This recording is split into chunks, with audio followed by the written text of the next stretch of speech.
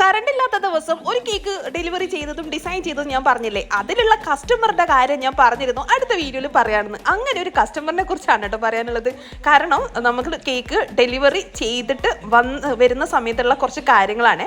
അപ്പോൾ പൊതുവേ കസ്റ്റമേഴ്സ് എന്താ, ഒരു 1000 രൂപയുടെ കേക്ക് ആണെങ്കിൽ മാക്സിമം കുറക്ക് എന്നൊക്കെയാണ് പല കസ്റ്റമേഴ്സും പറയാം. എന്നാൽ ചില കസ്റ്റമേഴ്സ് നമ്മുടെ എഫേർട്ടും നമ്മൾ എക്സ്ട്രാ കൊടുക്കുന്ന കേക്കിൻ്റെ വെയിറ്റിനും ഒക്കെ അവർക്ക് തന്നെ കണ്ടറിഞ്ഞ് മനസ്സറിഞ്ഞ് നമുക്ക് ക്യാഷ് തരാറുണ്ടല്ലേ. അതിൽപ്പെട്ട ഒരാളാണ് കേട്ടോ ഇതും.